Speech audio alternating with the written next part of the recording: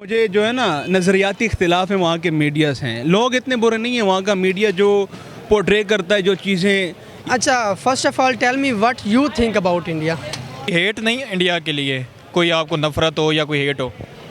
नफ़रत उस वक्त तक नहीं है जब वो नहीं करेंगे। अब उसमें क्या होता है कि एक हिंदू और एक मुसलमान आपस में मिल के खा पी रहे हैं। अच्छा, पाकिस्तानी यूथ इंडिया के बारे में क्या सोचती है, इससे पहले हमें इस क्वेश्चन का जवाब तलाश करना होगा कि आज इंडिया की यूथ पाकिस्तान के बारे में क्या सोचती है। कोई भी हिंदू किसी सियासी ओहदे पर नहीं आएगा, हिंदुओं को जायदादें नहीं दी जाएंगी और हिंदुओं के कोई राइट्स नहीं है। आप मुझे बताएं वो इतनी बड़ी सल्तनत कैसे रहती? क्या वहाँ पर इंतशार पैदा ना होता? क्या वहाँ हिंदुओं की यूथ और मुसलमान की यूथ के दरमियान ये जिहाद वगैरह ये दुश्मनी ना पैदा होती? इंडिया और पाकिस्तान के लड़ने से तीसरी दुनिया को क्या मुफाद भला हो सकता है? दोनों कंट्रीज़ डिस्ट्रैक्ट होंगी, अपने मकसद से दूर जाएंगी, इनमें बदअमनी पैदा होगी। तो आप खुद देख लें, ज़ाहिरी बात इनमें उनका मुफाद है। कैसे सोच सकते हो कि इंसान नफ़रत के काबिल है? हर इंसान मोहब्बत के काबिल है, हत्ता कि मैं तो कहता हूँ कि हर जानवर मोहब्बत के काबिल है। अस्सलाम वालेकुम, नमस्ते, सत श्री अकाल। पब्लिक रिएक्शन शो के साथ मैं हूँ आपका होस्ट फैसल और आज की वीडियो का टॉपिक है what Pakistani youth think about India. Pakistan की जो यूथ है वो क्या इंडिया विज़िट करना चाहेगी? अगर करना चाहेगी तो कहाँ कहाँ विज़िट करना चाहेगी? खाने पीने खाना चाहती है या नहीं? और इंडिया के बारे में क्या सोचते हैं? इंडियन लोग कैसे हैं और इंडिया की तरक्की का राज क्या है? सारा कुछ यूथ से ही पूछेंगे, तो वीडियो के एंड में मिलते हैं। अस्सलाम वालेकुम। वालेकुम सलाम। ब्रदर, आपका नाम? जुल्फ़िकार अहमद। जुल्फ़िकार साहब, क्या करते हैं, कौन सी फील्ड में? मेरा अकाउंटेंसी फील्ड है। कौन सी फील्ड है? अच्छा, आज का जो हमारा टॉपिक है सिंपल सिर्फ और सिर्फ यूथ से है। मेरा आपसे पहला सवाल ये है कि एज अ यूथ आप इंडिया के बारे में क्या सोचते हैं? एज अ यूथ आपको क्या लगता है इंडिया कैसा कंट्री है? एज अ यूथ मैं उसे मतलब एक पड़ोसी मुल्क की तरह समझता हूँ मैं उसको। इससे बढ़कर कुछ नहीं। बाकी अगर हम डिपेंड करते हैं डिफरेंट चीज़ों को, हाँ एज अ बिज़नेस अगर मैं अपनी फील्ड के थ्रू देखूं तो एज अ बिज़नेस वहाँ पे अच्छा बिज़नेस हो सकता है। बड़े बड़े बिज़नेसमैन हैं, वहाँ की आबादी ज़्यादा है, वहाँ पे आप बिज़नेस अच्छा कर सकते हैं। हाँ, मैं इतना ही देखता हूँ, इससे आगे कुछ नहीं। अच्छा, लोगों के बारे में आपका क्या थॉट्स है? जो इंडियन यूथ है या इंडियन सारे ही लोग जो हैं वो कैसे हैं? आपको कोई वीडियोस देखी होंगी या कोई एक पर्सपेक्टिव तो रखते होंगे। इंडियंस लोगों के बारे में आपका क्या था? अच्छे और बुरे लोग हर जगह होते हैं। हाँ, बिल्कुल एग्री करता हूँ, यहाँ भी हैं उधर भी हैं। उधर भी हैं, लेकिन वहाँ का थोड़ा सा मुझे जो है ना नज़रियाती इख्तिलाफ है वहाँ के मीडियाज़ हैं। लोग इतने बुरे नहीं हैं, वहाँ का मीडिया जो पोर्ट्रे करता है जो चीज़ें या जो उनको बना देता है, मेरा ख्याल है जो क्या पोर्ट्रे करता है या क्या उनका मीडिया कर रहा है? मतलब बढ़ा चढ़ा के वहाँ पे पॉलिटिक्स किस नाम पे होती है आपको पता होगा? पाकिस्तान के ख़िलाफ़ के नाम पे होती हैं। पाकिस्तान के ख़िलाफ़ जो आपको लगता है कि जो दोनों मुल्कों में दूरियां हैं या दोनों कंट्रीज़ की यूथ में जो दूरियां हैं वो मीडिया की वजह से या पॉलिटिशियंस की वजह से? हाँ, इसी की वजह से। बाकी तो वो भी देखिए हमने आपको कोई हेट नहीं है इंडिया के लिए, कोई आपको नफरत हो या कोई हेट हो? नफ़रत उस वक्त तक नहीं है जब वो नहीं करेंगे। मैं उसको एज ए मतलब रिलेटिव समझ। पीस चाहते हैं आप? चाहते हैं कि दोनों कंट्रीज़ में पीस हो? दोनों कंट्रीज में पीस आना चाहिए, दोनों कंट्रीज में बिजनेस आना चाहिए। दुनिया बड़ी आगे चली गई है, दुश्मनियाँ छोड़ ट्रेड भी होनी चाहिए। ट्रेड करें हम, दुश्मनियाँ छोड़ के एक दूसरे से अच्छे। ये आपने बड़ी अच्छी बात की है। यूथ का ये पर्सपेक्टिव होना चाहिए कि वो हमेशा पीस की बात करे, वो हमेशा बिज़नेस की बात करे, वो हमेशा ट्रेडिंग की बात करे, अच्छे तल्लुकात की बात करे। मेन मकसद तो यही है कि माइंड सेट चेंज हो। कुछ लोग जो है ना वो नेगेटिविटी भी फैलाते हैं, नेगेटिविटी भी चीज़ें करते हैं। हमेशा पॉजिटिव रहने से ही दोनों कंट्रियाँ जो है एक दूसरे के करीब आ सकती हैं। जो दुनिया हमसे फ़ायदा उठाती है, दुनिया हमारे लड़ा भिड़ा के अपने फ़ायदे उठा रहे हैं, वो भी कम हो जाए। बिल्कुल, आपकी बात बिल्कुल सही है। दुनिया हमें लड़ा के ही तो अपने असले बेच रही है, अपने वेपन्स बेच रही हैं। हमें चाहिए कि हम पीस के थ्रू आगे बढ़ें, एक दूसरे को सपोर्ट करें और दुनिया बड़ी आगे चली गई है। देखिए आईटी की इंडस्ट्री वहाँ पे बहुत अच्छी है इंडिया में, वहाँ पे बिज़नेस एक अच्छा ग्रो किया जा सकता है। दुनिया के बड़े बड़े अच्छे अच्छे बिजनेसेस वहाँ पे। और कोई ऐसी क्वालिटीज़ बताएं जो आपको वहाँ की अच्छी लगती है? वहाँ की मेरा फील्ड ही ऐसा है कि मैं बिज़नेस के बारे में ही बात कर सकता हूँ। कोई बिज़नेस की ऐसी और चीज़ें बताएं जो कि इंडिया में बड़ी ज़्यादा ग्रोथ हो रही है। दुनिया मेडिसन वहाँ पे, मेडिसन की जो इंडस्ट्री वहाँ पे बड़ी अच्छी ग्रो कर रही है। आईटी की इंडस्ट्री ग्रो कर रही है। वहाँ का मतलब फूड भी अच्छा है। जो इधर जो हम स्ट्रीट फूड देख रहे हैं, फूड भी मुझे वहाँ का बहुत पसंद है। बाकी मुझे का मेले विज़िट करने का तो घूमने फिरने जाने का तो इंडिया विज़िट करेगी। बिल्कुल, ताजमहल में जो है ना विज़िट करूँगा इंशाल्लाह। अस्सलाम वालेकुम। वालेकुम अस्सलाम। आपका नाम? इस्माइल। इस्माइल साहब, आज हमारा टॉपिक है कि what Pakistani youth think about India. Pakistan की जो यंग जनरेशन है वो इंडिया के बारे में क्या सोचती है? तो पहला वर्ड जब मैंने इंडिया बोला तो क्या आया माइंड में? कुछ भी नहीं आया, इंडिया अपना मुल्क है, उनका वो जो मर्ज़ी करें। हम पाकिस्तानी, हम अपनी ज़िंदगी जीते हैं और अपने तरीके से जीना चाहते हैं जी। और पाकिस्तानी अगर कहीं को कोई अच्छा हो रहा है काम या कोई अच्छी चीज़ कर रहा है तो वहाँ से सीखना नहीं चाहिए पाकिस्तानी? बिल्कुल सीखना चाहिए, बल्कि वो पाकिस्तान नहीं, इंसानियत और हमारे जो माशरे के हालात हैं जो भी है, हम एक दूसरे से सीखते हैं हमेशा। कोई भी किसी को देख के ऐसा नहीं कह सकता कि मैंने उसको देख के सीखा नहीं। अगर आपको मौका मिले विज़िट करने का तो विज़िट करने या घूमने फिरने जाएंगे? हाँ बिल्कुल जाऊँगा।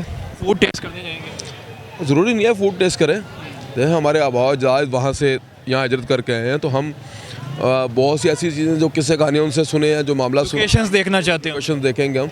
खाना पीना तो एक अलग चीज़ है। एज अ यूथ पाकिस्तान की बेहतरी कैसे हो सकती है? हमें क्या ऐसा करना चाहिए कि जिसमें पाकिस्तान का नाम ऊपर जाए? देखिए हमें नहीं करना है, हुकूमत वक्त को करना चाहिए। हमें मतलब हमारा यूथ का या अवाम का कोई रोल नहीं है तरक्की में?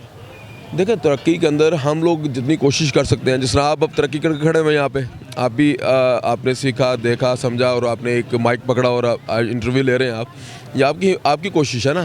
देखिए अगर आपको प्रमोट किया जाए, आपको ख़ासतौर पर पाकिस्तान हुकूमत जो हमारी है नेशनल लेवल्स पे ऊपर हम लोग जब देखते हैं तो हमें सपोर्टिंग नहीं मिलती, बहुत कम जगह वोट किया जाए तो हम ऊपर जा सकते हैं। डेफिनेटली जनाब। देखें एक चीज़ है, एक आपके अंदर हुनर है, अगर आपके अंदर हुनर बोलने का है तो आपको बहुत सी अच्छी जगह पे बोलने का मौका मिल सकता है, लेकिन उस जगह पे आप जाएंगे कैसे जब तक आपको सपोर्ट नहीं दी जाएगी। तो यूथ से ही हमने पूछना है कि what Pakistani youth think about India. अच्छा, first of all tell me what you think about India. मैं इंडिया के बारे में ये सोचता हूँ कि इंडिया एक बहुत डेवलप कंट्री है, वो काफ़ी तरक्की की तरफ जा रहा है। वहाँ पे आईटी सेक्टर, एजुकेशन, वो बहुत जो है कंस्ट्रक्शन, फॉरेन पॉलिसी, हर चीज़ पे बड़ा अच्छी तरह वर्क कर रहा है, जो कि 10-15 साल पहले नहीं उनका था। बुरे हालात थे 10-20 साल पीछे, उनके वो स्ट्रक्चर नहीं था जो 10-20 सालों में उन्होंने तरक्की की है। वो एक मिसाल है दुनिया के लिए, मैं ये समझता हूँ। बड़ा अच्छा आपने अपना पॉइंट ऑफ व्यू दिया है। अच्छा, पाकिस्तानी यूथ इंडिया के बारे में क्या सोचती है, इससे पहले हमें इस क्वेश्चन का जवाब तलाश करना होगा कि आज इंडिया की यूथ पाकिस्तान के बारे में क्या सोचती है।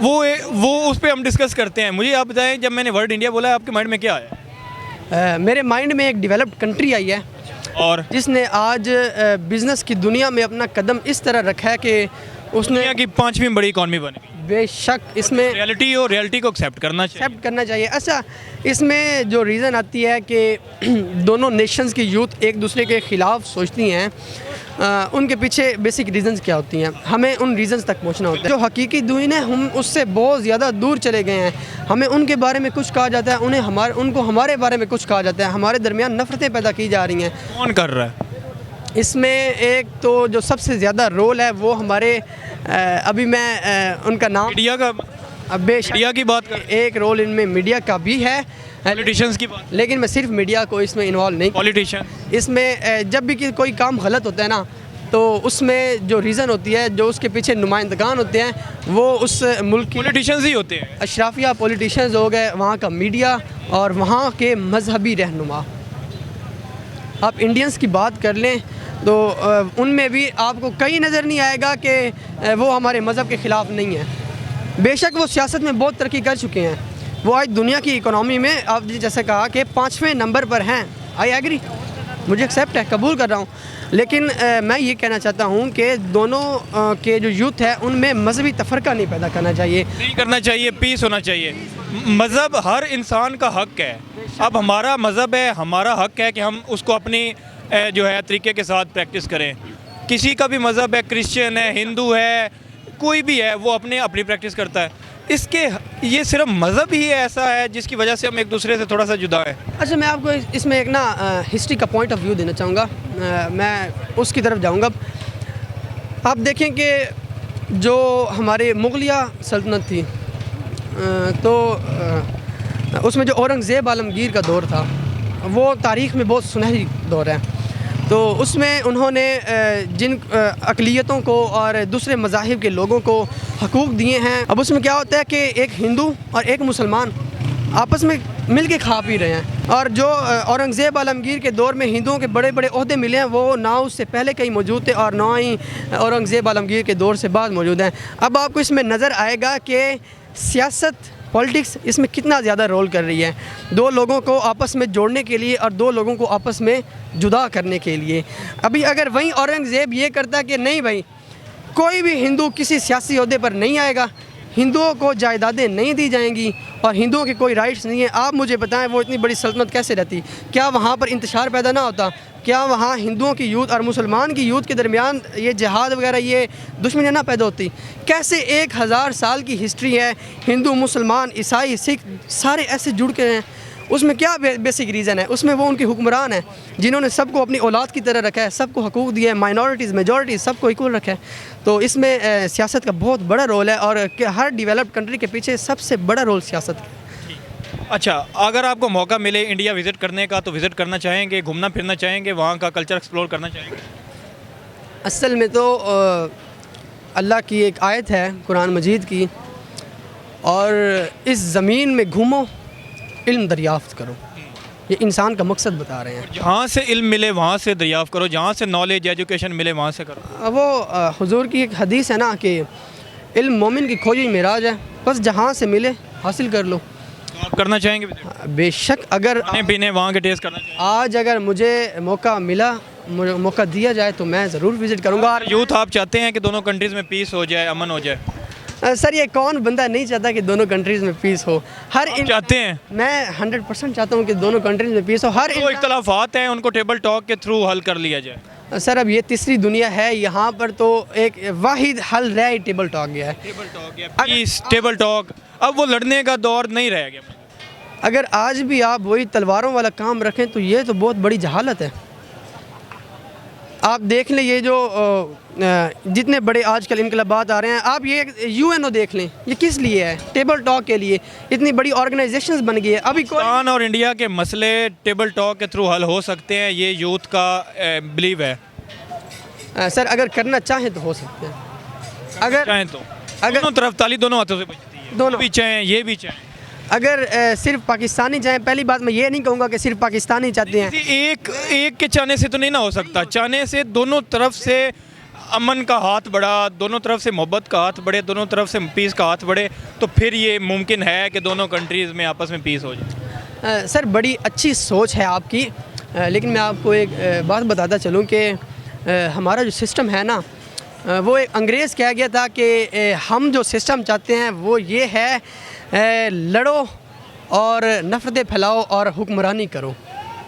ये एक अंग्रेज़ था। क्या लगता है कि ये पाकिस्तान और इंडिया के इश्यूज़ हैं, हाँ। इसमें जो तीसरी दुनिया है हाँ। वो इससे फ़ायदा उठा जाती है, हमारी लड़ाई होती है लेकिन फ़ायदा वो ले जाते हैं।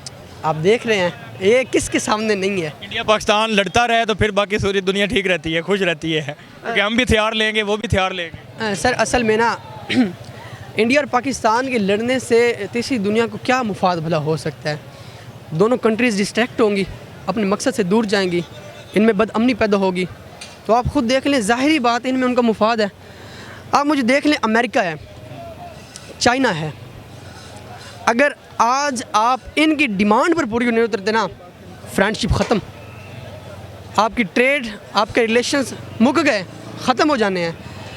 आपका सिर्फ फ़ायदा उठाया जाता है। जब तक आप उनके खिलौने बने हुए हैं चलाएंगे, जब आप थोड़ी ज़िद करेंगे तोड़ के फेंक देंगे। एंड पे आप दोनों कंट्री की यूथ के लिए कोई मैसेज देना चाहें? मैं यही कहना चाहूँगा कि यार ये दुनिया बहुत ज़्यादा खूबसूरत है, और यहाँ पर अल्लाह ने हमें मोहब्बतें फैलाने के लिए भेजा है। और एक इंसान तो यार आप कैसे सोच सकते हो कि इंसान नफ़रत के काबिल है? हर इंसान मोहब्बत के काबिल है, हत्ता कि मैं तो कहता हूँ कि हर जानवर मोहब्बत के काबिल है।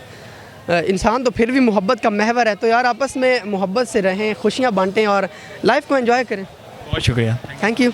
जी नाज़रीन, तो आपने देखा जो पाकिस्तान की यंग जनरेशन है वो इंडिया के बारे में क्या सोचती है। साथ ही मैंने उनसे पूछा कि क्या इंडिया और पाकिस्तान में पीस होना चाहिए, तो सब ने कहा कि इंडिया और पाकिस्तान में पीस होना चाहिए। ये एक पॉजिटिव थिंकिंग थी कि जो पाकिस्तानी यूथ है वो, उनको अगर इख्तलाफात भी हैं कुछ चीज़ों से वो एग्री कर रहे थे, कुछ चीज़ों से वो डिसएग्री कर रहे थे, लेकिन पीस की बात पे वो एग्री कर रहे थे कि हाँ पीस होना चाहिए और हर मसले का जो हल है वो थ्रू टेबल टॉक होना चाहिए।